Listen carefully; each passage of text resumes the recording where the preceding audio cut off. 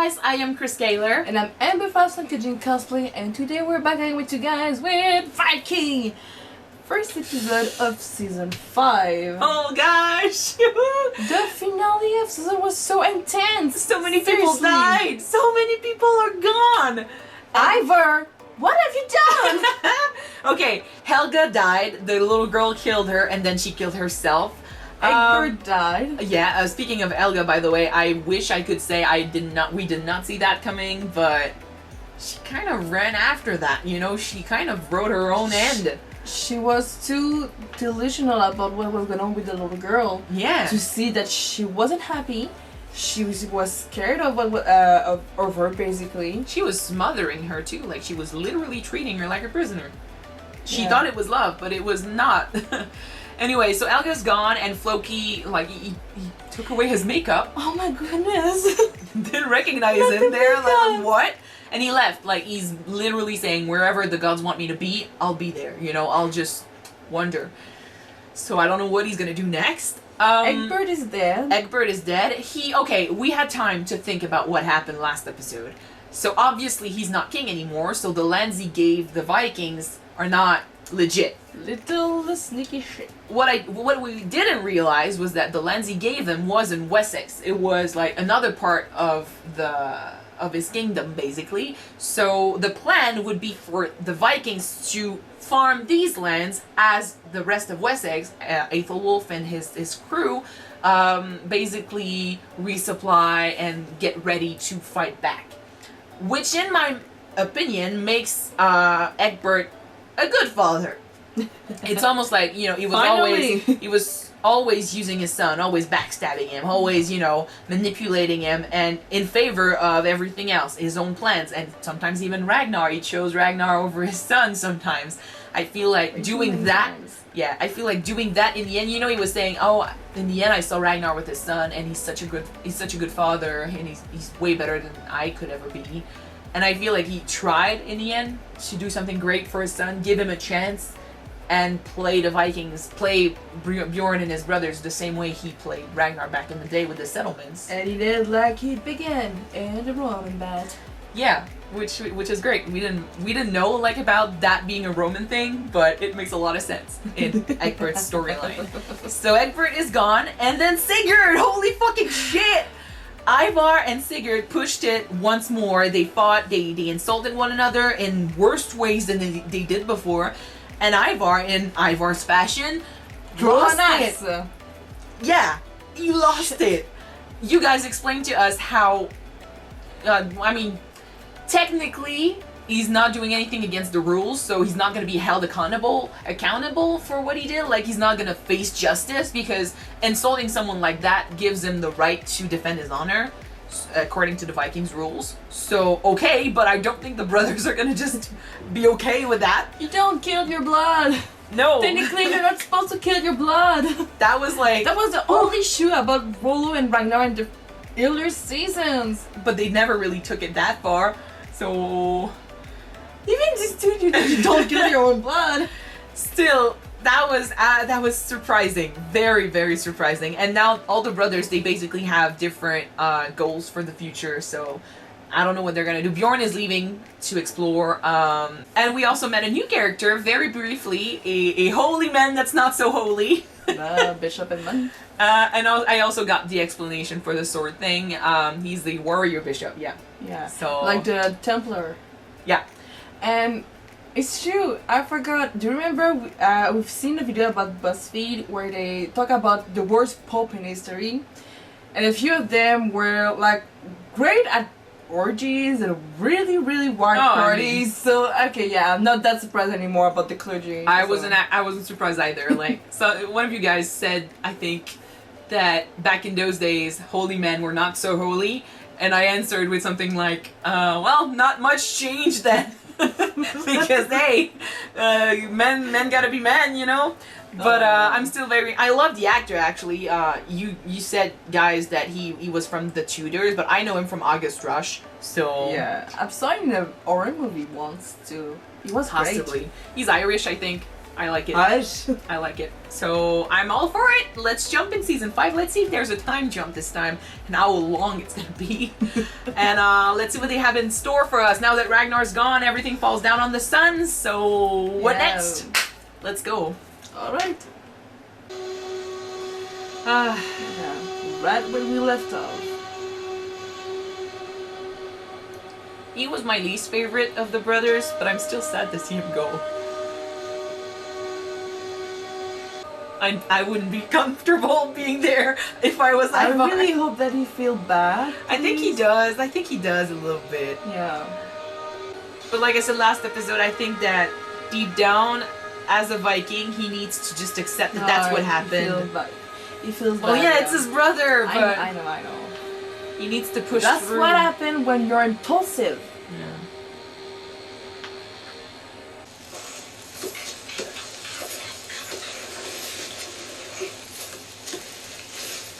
Floki!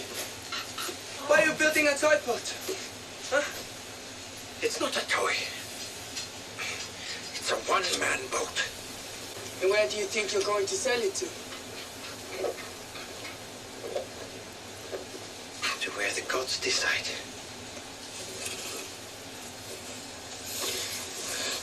I don't want you to go. He feels so alone. Because of what he did, he You lost can't his leave brothers. me. My brothers. I don't believe that I didn't mean to kill Sigurd. But I didn't want to. He was my brother. You just wanted to hurt him. That is why I cannot leave. I will be too lonely.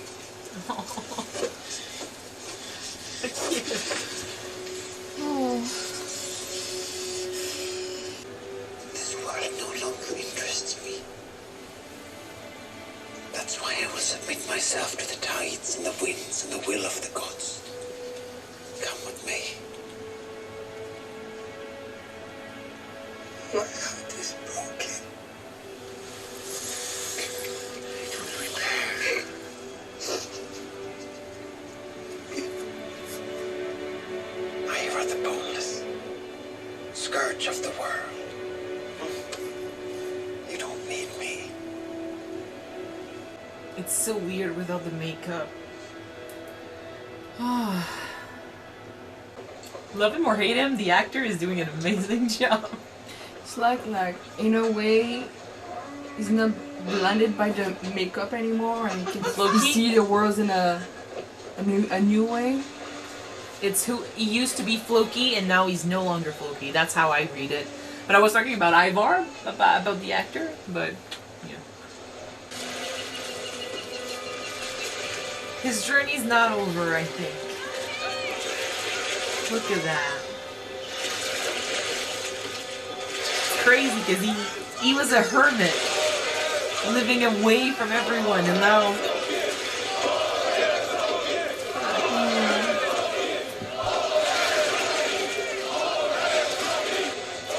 He did tell Ivar that nothing was keeping him here since Egbert died. He does have something to return to if he wants. Egbert, our martyred king, hear my prayer. Let the wrath of God fall upon these heathens who desecrate the holy places of our land. Let them suffer at our hands. Slaughter them in battle. I don't want to laugh, but Cut them down like the I've ears of seen corn it in a harvest. TV show like War Union. One of the bishops did it. Egbert, martyr, hear my prayer. he's intense. Hear my prayer. It looks like he's gonna lead like the counterattack. Like he's gonna start something. Speaking for our father, I think we should claim instead of the land given to us by Egbert. Saxons are in disarray.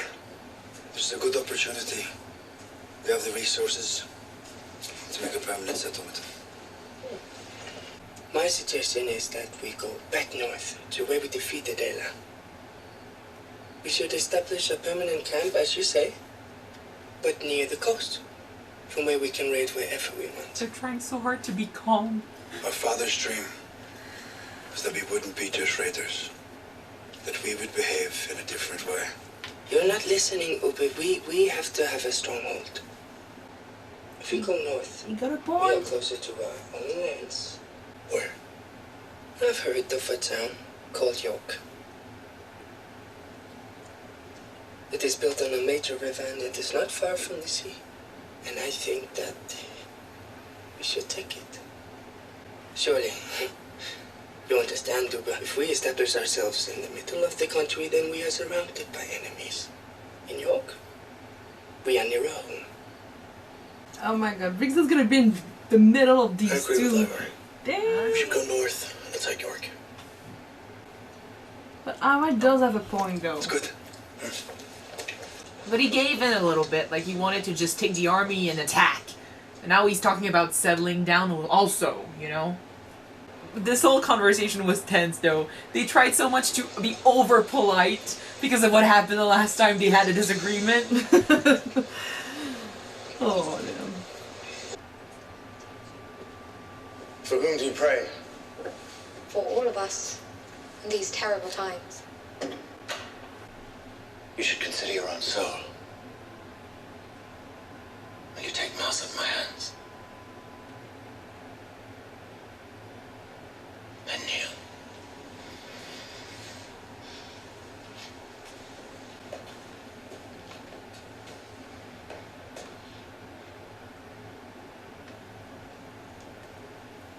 Ies enim calec sanguinis menui et eterni testamenti mysterium. Fidei qui pro vobis e pro multos offendetur in remissione peccatorum. Ea quotiens cumque faceritis. In me memoriam facietis. Amen. Amen. It does seem really intense when he speaks. He's passionate about his religion. Forgive this pitiful and miserable sinner. I have sinned in thought and in deed. Please forgive me. Three-person God, Holy shit! Father. That's some evil death It's shit even right now. more intense than we thought. Look at that.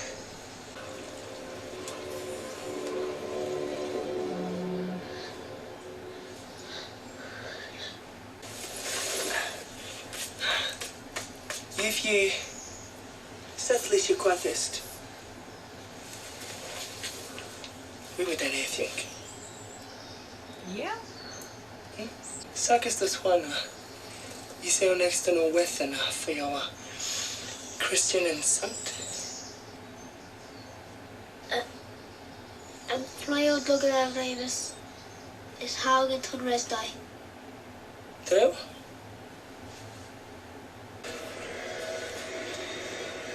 Well, you done. That was all the list.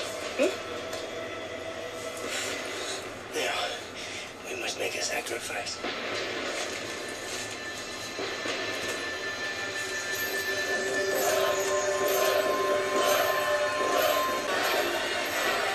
I don't like that. Oh. Fucking kids, man.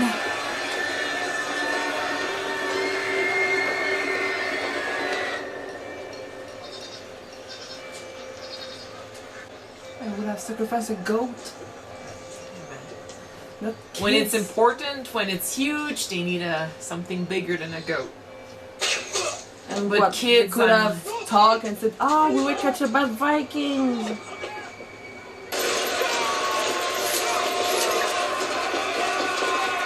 At least in battle, they have some sort of companionship.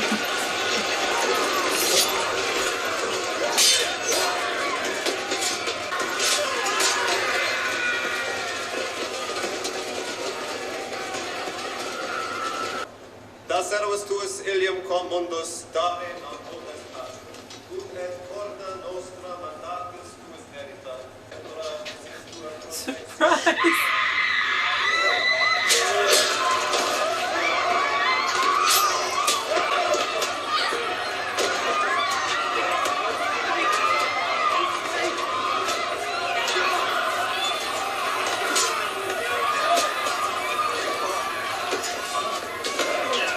I see Uba like not really enjoying this, and I see Ragnar when everything started.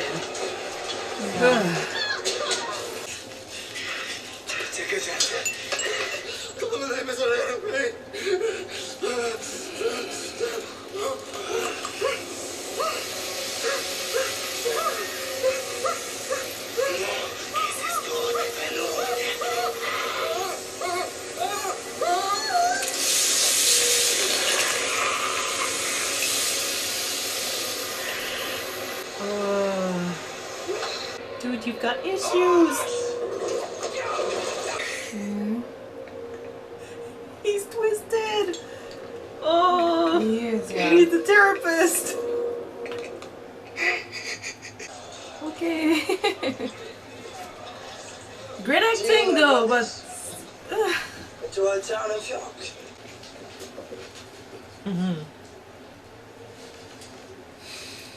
well.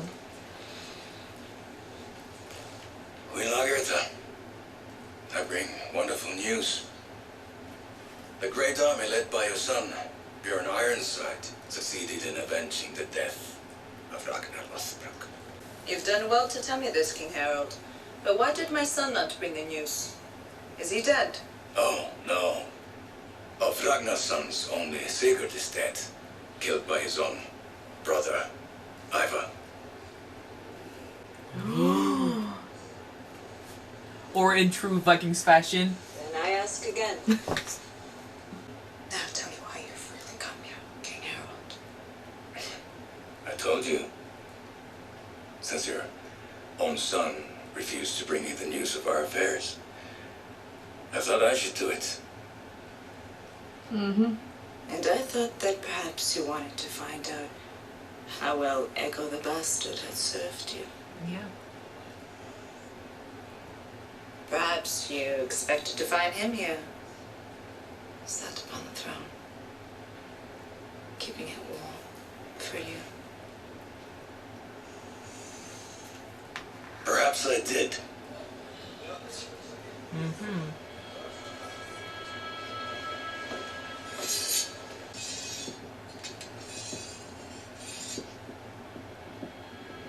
I'm happy to die.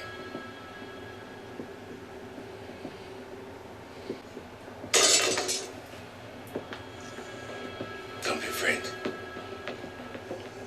Strike.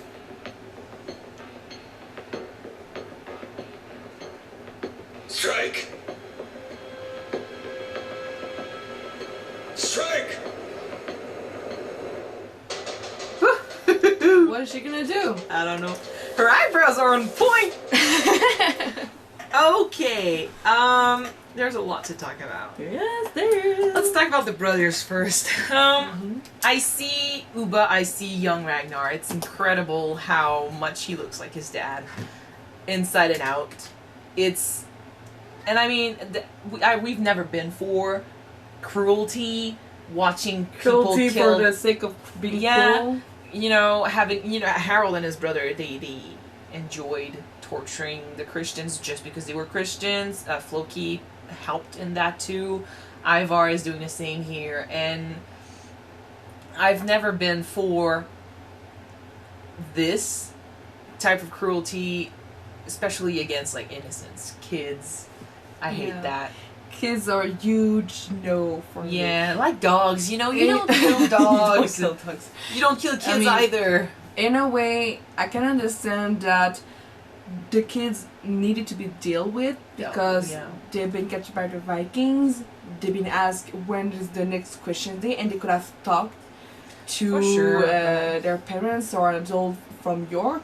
Yeah, but there's a difference between killing them quickly and just having them burned to death. Yeah, that's the catch. Anyway, and I see Uba like walking in this place and letting people go, and he knows they're gonna die eventually, but he doesn't want to be the one to do it, especially since he didn't want to attack this town at first.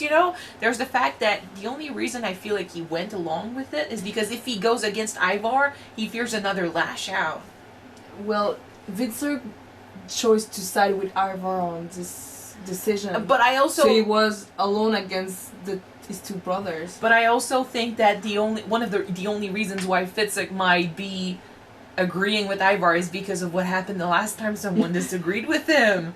Yeah. That's the thing. Like, they are pretending to be polite with one another and stuff. And there's obviously tension between Uba and Ivar. Uba is a family guy. You know, he cares, and you just killed his brother. He doesn't care that Ivar is still his brother. I think that the fact that he killed Sigurd is always going to be there in his mind. And he's not going to let that go. And Fitzek, I think he's more practical. Like, he understands maybe the reasons that pushed Ivar to do it, but it's not because of that he's going to forgive him. But he also knows that if he does anything about it, there's a good chance he's going to be next. So I feel like Fitzek is better at pushing down his emotions and his reactions for the sake of his own life and for the sake of everything, because they don't, I mean, Ivar is there, like, they have to deal with him. And Uba has a harder time pushing down his emotions. Like, it's a part of who he is. And he doesn't enjoy following Ivar's, but especially since we know that it's almost like he wanted to do it for the sake of cruelty, for the sake of just lashing out all of his emotions, because he feels bad. He obviously feels bad. Like, I believe him when he says he never wanted to kill Sigurd, and he just lashed out, and anger took control of him. Like, I totally believe him, and we saw him shed a tear and everything. Like, he feels bad, but I think that deep down he keeps trying to justify his actions by saying, you know what, he insulted me, like I said it last episode, I think in a true Viking way he was gonna be like, it needed to happen, you know. I think that by trying to justify his action is trying to maybe comfort him that himself. It's got I killed my brother, but it made me do it. I didn't want it to. My body move on its own. Yeah. And because if it accepts the fact that I killed my own brother by my own hand, that might maybe destroyed him. I think it already did technically.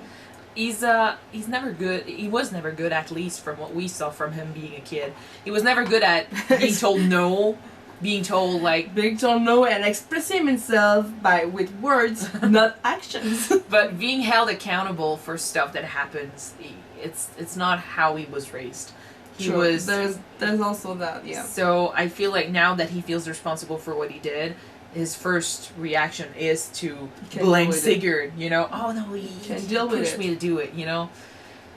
And looking at him, you know, being so intense and stuff at the end, I feel like he kind of hid his need to lash out, to be, you know, to push his anger onto other people, onto the Christians, onto the people of York and stuff. He needed to transfer his grief and transfer his guilt and everything he was feeling, and just make somebody else hurt. Yeah, really, really exactly. I do know that he doesn't like the Christians that much because of Floki. Oh yeah, for sure. So he's been raised like Christians are bad. They're fools, but the way that he tortured this priest, it was extra. You know, it was too much, and I think it's a way for him. I wouldn't say too much, because even like Floki or some in the past used to torture Christians for the sake of torture. Yeah, but Floki never looked that intense and that cruel, laughing with blood on his face. I do think that maybe that Ivar take a bit of pleasure in everything torture. And I mean, that's what I don't like, but I feel like, especially in this scene, that might have been because he needed a way to let go of everything he was feeling. And he tried to play it nice, like he wanted to take the army and just keep attacking, but this time he kind of tried to appease his brother. I mean, tried to make them like the idea of attacking, but he needed a way to lash out, and that was the perfect way. And also, he was, doing this way, having, you know, a reason for attacking York, made sure that the army would follow after what he did. Like, I don't know if people would be on his side, so he needed his brothers to agree. with that said, I mean, it's still tense. I see them all together being over polite and over nice, and I'm like, I don't believe in any of what you're saying, guys. This is not brotherhood. This is a lie. This is a farce. And eventually, I don't know if one of them is gonna just burst, but it's not looking good. No. And I love that. You talked about Floki. You mentioned Floki. I'm gonna just transition to him, but that scene with Ivar and Floki, oh. That was so well acted, by the way. But it's always well acted I know. between these two. It's always and very emotional, a pure bliss to see them on screen together. And very sad. Like, we understood, I think, pretty early on in the discussion that he's got no one on his side now, and Floki leaving is the only one that can support him. He's the only one that truly likes him and truly, cares for him. Now that he killed Sigurd, his brothers don't even want to pretend that they care for him. Like, he feels it. I'm not the only one who sees, like, lies and stuff when they're together. Like, Ivar sees the lies as well. Like, they're just pretending. It's a lie. He feels it, and sadly, it's not about to change. And with Floki gone, he's got no one on his side, which is why he's trying to play nice. But, that's the thing with Ivar. It's like you really made it hard for me to despise you with your action, and just by being cute and by being sad. It's so hard to hate him or to like him because he's so good, a good actor. He's a good actor, and he shows such vulnerability when he's with Ragnar. He used to show a lot of vulnerability with Floki. And with Floki, and sometimes with the girl like Margaret. That's her name? Margaret, yeah. With her, he also showed a lot of vulnerability there. Oh, on top of a hill screaming his lungs out. Exactly. Like, he shows moments of intense emotion that makes us feel for him so much. And then he turns around and he's so cruel. And he's such a man-child. Which is it, man? He's a conflicting character. But I love a conflicting character because it means he's got a lot of layers. But that episode was harsh. Just like with Rollo, like we first didn't really like him because he seems someone who's gonna stab you in the back, going against your brother, and we slowly learned to like him when he slowly changed with Siggy. No, Ivar doesn't pretend he's one thing when he's truly another. Rollo was always about giving him a bone and then taking it back because holy shit, he betrayed us. True, but even though we slowly learned to appreciate him as a character, and we kind of root for him. And we're sad when he doesn't succeed or when something bad happened to him. Yeah, of course, like, they're characters. With Ivar, I think it's kinda the same thing. It's just that we feel so sad for him, for what he's been through and what he's going through, and that he cannot express himself and be understood by his brother, by his own family. Even his own mother, she said that she loves him, but she smothered him so much through his childhood that he didn't have any freedom, basically. Yeah. So we feel sad for him. We wanted to be we wanted to be respect as a man, as a Viking, to find his own worth. He was dealt pretty bad cards, so we want to see him succeed. But when he does, like with his chariot and his horse, it's a huge it's a victory for us. It's a victory for him too. When he make up good plans and strategy against the Saxon, it's another victory for him. We're very happy for him. And then he killed his own brother. And then he tortured the priest. And we said, okay, next time. And then he sacrifices little kids and stuff like that, and we're like, buddy, you're not helping your case. No, you're not helping our case, but we're still rooting for him to succeed in what he wants to do. And one guy I actually like, but was not rooting for actually in this episode is Bjorn. I don't like to see him leave without a second thought on his kids and his wife, and he's just telling the first stranger he meets, oh, go tell my kids I love them. Like, buddy. Well, that's not the first stranger that he meets. No, that's an expression. That's an expression. Yeah, I know. But it's true that with Bjorn, it's like, he just wants to... He wants more. He wants more, he wants to try, but he doesn't care about it. It doesn't seem like he cares about his brothers. Like, that's your brother. Deal with it. You're the big brother of Ivar. I feel like he cares as long as it's not going against what he wants. Staying with them and dealing with what happened and helping them, that would have stopped him in his quest for and his exploration of the Mediterranean Sea. True. Anyway, so Mediterranean Sea. he's selfish in that way, and sadly, it's like same with Ragnar and Uba. Like it's the same pattern that repeats itself. We talked about this during like the video that you guys recommended, choice. The choice. And I mean, just like Ragnar, he wants something more than what he already has, and he doesn't understand that. He could be well content with the family he's got, the kids he's got, the wife he's got, the land he's seen. Like he always wants more, and eventually when he finds that more, he's not gonna be satisfied, and he's gonna be bitter. It's also true. You also read on the comments, guy, about the fact that he slept with other women like Astrid, or maybe the woman in Spain, and that it wasn't that much uncommon for men at that time, because that's a way to express power. And when they're rich in royalty, that wasn't uncommon. It's true.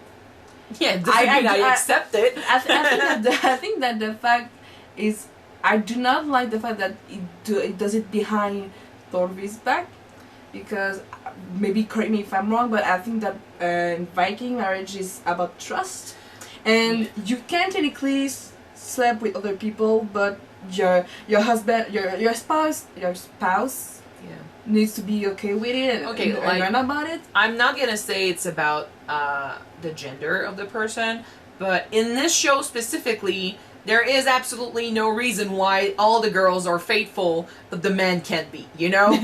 I'm sorry. I know some women are not faithful. Astrid wasn't faithful to Lagertha. No, Astrid is also a piece of shit.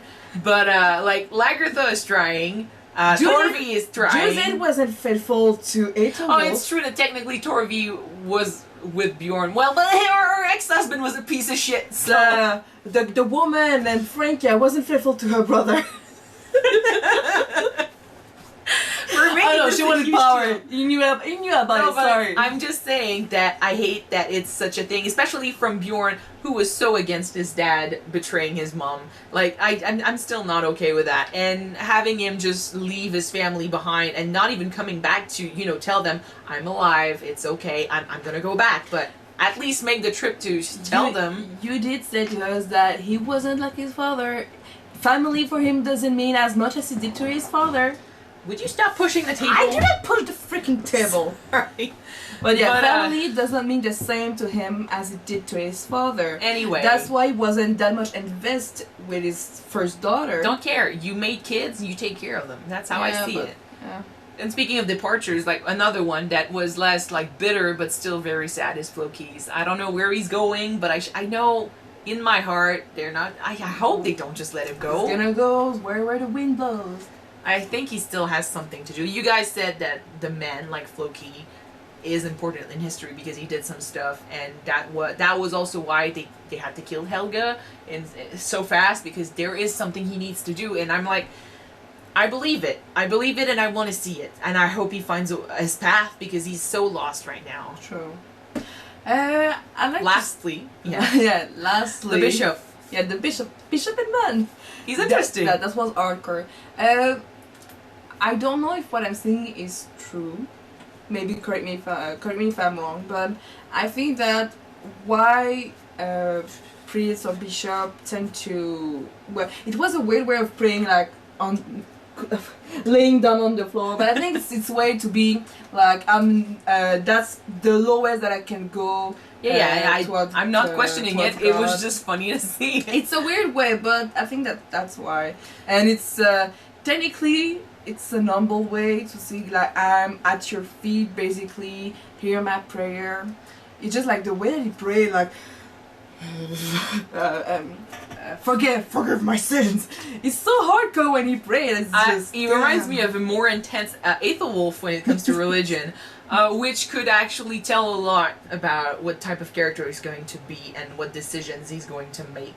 If he's that into his religion, and he believes that much, and he's like so like willing to do the right thing, and even if he doesn't do, because I think he's like, I don't even know how to. He's a victim to his own, you know, sins and his own wants and stuff, like, and his needs. But then he also does something so intense as to, you know, walk into a forest of thorns and stuff, and he's okay with that. What is he gonna do when he faces the Vikings? You know, the pagans, the people that don't believe in his god. Like, I don't know what type of man he's gonna be in the future. What he's gonna do. You're an intense man. I like it. He's really intense. Like, that's. It was interesting, and I also feel like he's very passionate about what he does and what he will do. Can't wait to see him fight. I think it's gonna be great. I mean, yes, I'm excited for what he's gonna do. Like, I don't know, I thought at first when we met him that he was maybe gonna be like a second Athelstan, as in like a man of God that maybe is okay with transgressing a little bit and discovering new stuff. But then I see this and I'm like, oh, nope, forget that. He's not about to learn about other religions. I think he's really into his own, and that's gonna be enough for him. Sure. So he reminds me more of Aethelwulf in his faith, because Aethelwulf is the only one we saw, I think, that really like punished himself and stuff for the sins he committed. It's so sad that Alfred is sick. The next future king is slowly dying. Next future king. Now that's up to Aethelwulf, and he's got a son, a natural born son. True. So his own son is right there, and he's healthy. So, not that he doesn't like Alfred. I actually really enjoy how he handled Alfred's presence in his family. But it's sad to see them so low. Anyway, that was a good first episode. I think, was it this season you guys said that episode 1 and 2 were played together, and that's why maybe this one felt more slow? I still felt like it was a great episode, and I'm excited for the next one. So we're gonna move on. Thank you guys so much, because it was a long discussion too. Thank you guys so much for watching this with us. If you want to see the next one right away, it's gonna be on Patreon very soon. Check it out. The link is in the description. Yeah, don't forget to subscribe if you want to watch it now, and if not, the next one to be out on YouTube, guys. Yes. So pretty much soon. Yeah. So see you then. Bye.